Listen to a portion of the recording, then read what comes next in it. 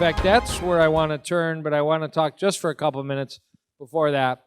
Where are common pitfalls, roadblocks that people get into? And one is these are obviously junk food, but the number of options that say vegan or plant-based in the frozen department, the fresh department, whether they're cheeses, pizzas, mac and cheese, meat substitutes, is exploding in a multi-billion-dollar business. And once in a blue moon, you're on the road and there's a White Castle and they have a black bean burger. I've never had it, but there is 3 different plant burgers in White Castle. And Taco Bell just announced a big push for more vegan options. And even McDonald's is finally demoing a vegan burger and such. But most of them should be avoided other than rare, circumstances. I'd always rather you skip a meal. Eat whole food. Whiff-a-bib. Whole food plant-based. Everybody say whiff-a-bib. Say it with me. Whiff-a-bib. Whiff-a-bib. It's a meaningless word, but it's so much fun to say. What diet do you follow? Whiff-a-bib. You haven't heard of the whiff-a-bib diet? Another problem can be vitamin deficiencies. We could argue all day long. I hate arguing amongst vegans. We should be unified, or plant eaters. But B12 you probably need. At least get a blood level. Vitamin D and omega-3 from algae is a reasonable choice. Dr. Michael Greger would say this is a great choice. Dr. Joel Furman would say the same thing, although he has his own brands. Nothing wrong with that. It's a honor business. So I want to shift gears a little bit. I heard Pam Popper talk for a minute about fasting. I could give you 90 minutes on fasting, but I want to give you 20 minutes on fasting. And number one, there is this term intermittent fasting, and generally the scientists say it means nothing. Because, you went to bed last night, you woke up this morning, had breakfast, you didn't eat for 10 or 14 hours. Is that intermittent fasting? The scientists say no. In fact, you're not really fasting until you're 24, 30, 36 hours without food, and you're starting to see there's stuff in your liver called glycogen, and you're starting to use it up, glycogen depletion. So that's overnight. In fact, if you have a plan, and I'd encourage you, I don't eat from 7 p.m. to 7 a.m. I don't eat from 7 p.m. to 9 a.m., 12, 14 hours. That's actually called time-restricted feeding, TRF. If you want to be cool, if you want to be scientifically accurate, intermittent fasting doesn't mean much. But I want to teach you about something called fasting mimicking diet, something that uses plant-based foods. It is approachable. It isn't onerous on your lifestyle, something Dr. Popper appropriately pointed out. How many people want to eat nothing day after day after day after day? I mean, it's not going to retain many people, but could you eat almost nothing a few days in a row if you know it's really good for your health? That is my grandfather, the one swimming in the pool at age 89 or 90, a very good health span. So this is a provocative question that science is focusing on. If we could cure heart disease, cancer, diabetes, and strokes right now, how many extra years would we add to our lives? I don't expect you to know the answer. There are such projections, and the answer is 13 years. So we go from 79 to 92. I think that's right. I don't know. And actually, health span would clearly go up if we could get rid of those diseases.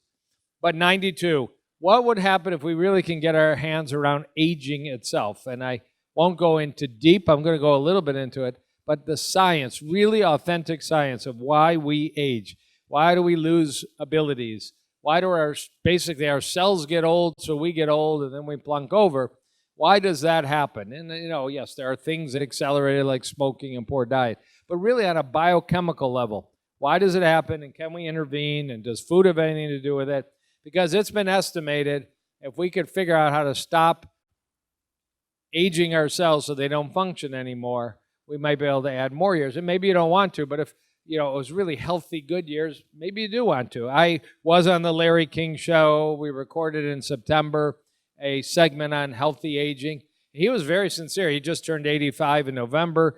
He's been married to the same woman. It's his 8th wife, but this one stuck for about 24 years. I think he married the same woman like 4 times. So to say he's been married 8 times is just a little of his own psychosis. But he's married. He's got kids that are like 19 and 20. He's got a good life in terms of, celebrity, and a young Sean Hegeman is his wife's name. He wants to live to 150, 200, and so does Jeff Bezos, and so does Bill Gates, and so does Larry Ellison. They're spending money to figure it out, and we all may benefit, just like the NASA project gave us Velcro and Tang. These crazy people may give us stuff that really helps us stay healthy. So I want to talk a little bit about this topic and how food fits in. So it turns out we always talk about food, food, food, food. We actually have systems in our body that do real well when we don't do food, don't do food, don't do food. And as I say, there actually is a survival pathway that if you stop eating once in a while, and I'll show you a trick, you don't even have to stop eating. This is like making it too easy for you. You actually may turn on something you've never turned on, because I don't do water fasting. I'm interested in trying it sometime. I just haven't done it. I've gone a day without eating. That's hardly enough to trigger what I'm about to tell you about. But most of us, if you said, do you eat 2 or 3 meals or 4 or 5 or 6 every day after day after day, you've not turned on some pathways that may slow aging and help your body heal. And this isn't just hearsay. This is science that won the Nobel Prize in Medicine in 2016, something called autophagy. Dr. Popper talked about 25 ways to augment autophagy, of which fasting is only one, but it is one, and it's a very well-studied one to help repair your body. So, real science now, okay? I'm not talking anymore about CAT scans and all. This is largely the work of a scientist I'll introduce to you in a minute. But if you look where it says yeast, it turns out, who the heck cares about yeast? It's an infection not to get, but it does make beer, so celebrate that. But if you put yeast in a dish and you feed them less, particularly less sugar in their broth and less amino acids are the building block of protein, they will live 10 times longer than yeast that are in the standard broth. And beyond that, that's why it says glucose and amino acid. The specific reasons less sugar and less protein amino acids lead to that extended lifespan is actually known. Certain pathways that cause aging, where it says TOR and RAS, aging pathways get turned off when you have less sugar and less protein amino acids. And it says at the bottom, anti-aging, and it's actually pretty well figured out. The miracle was, from a scientific standpoint, when they then studied worms, which are a little more complex than yeast, same pathways, same response. Feed worms their worm feed, but less sugar and less protein amino acids. Take flies, take mice. Mice will live about twice as long. Yeast get the better of it. But give little mice their feed low in sugar, low in amino acid proteins. They will live longer. They will look healthier. They don't turn on that TOR green one. They don't turn on that RAS.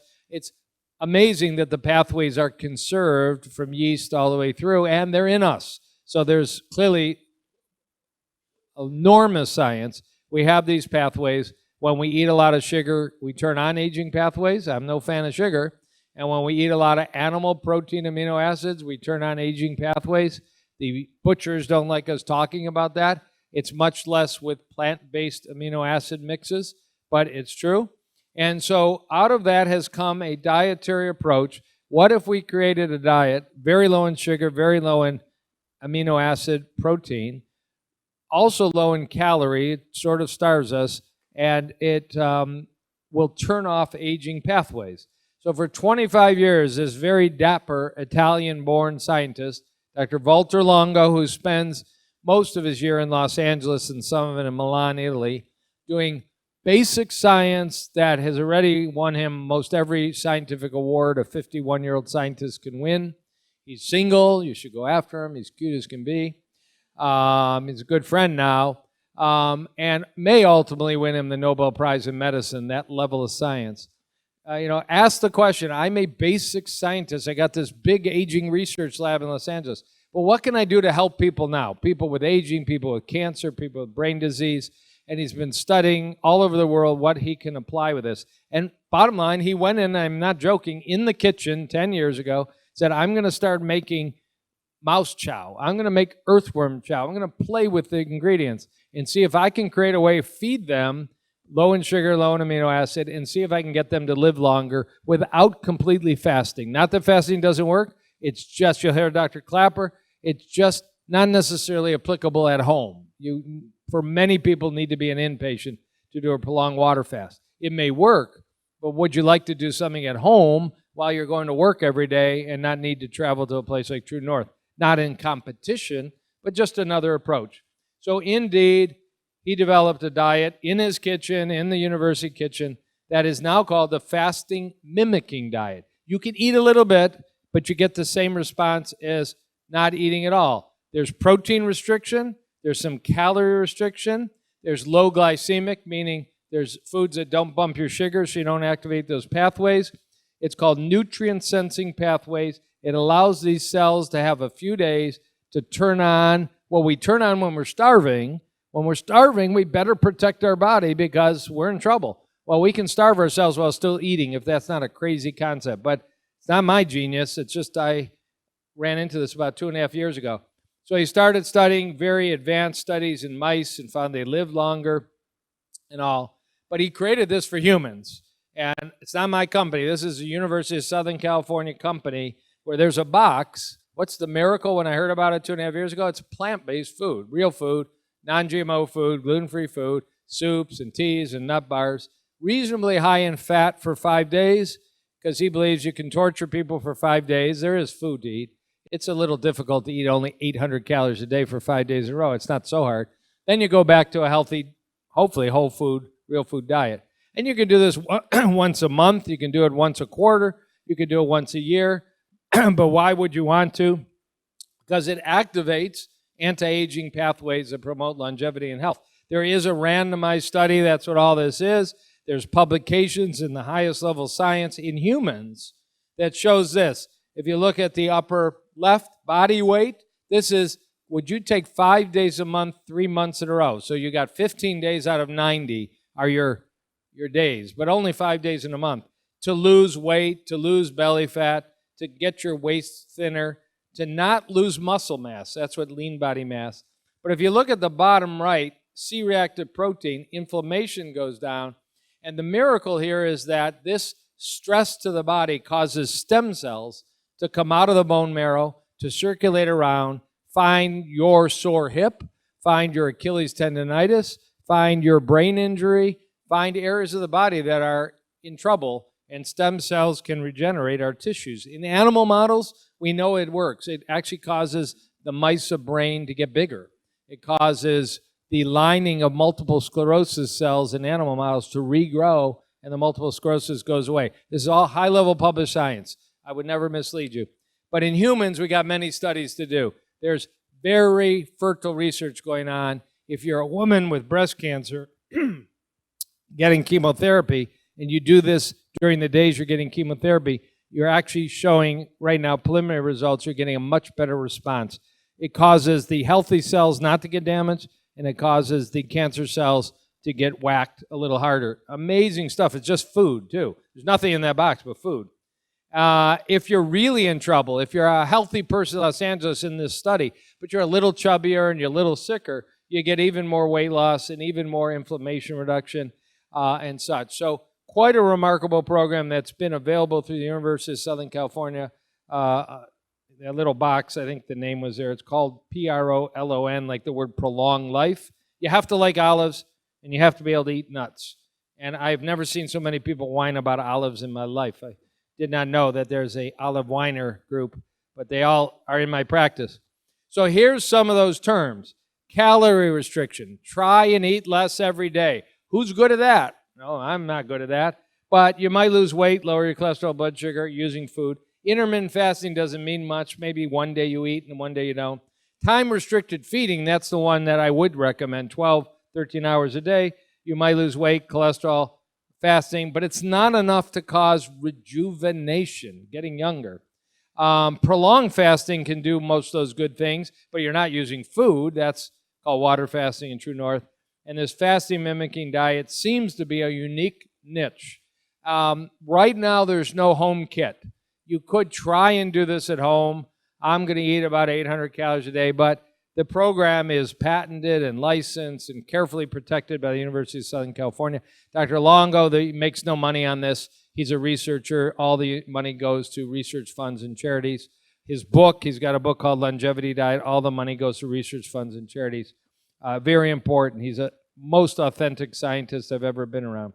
So we're changing the paradigm that maybe we can actually get to the aging process. We can actually, you can all say, I cut down the sugar in my diet because I don't want to activate the PK-RAS pathway. Boy, your friends won't know what you're talking about. Or I eat less animal protein in my diet, hopefully none, because I don't want to activate mTOR. I mean, we actually know this stuff, and it works. and it's substantiated by human studies. Very cool stuff.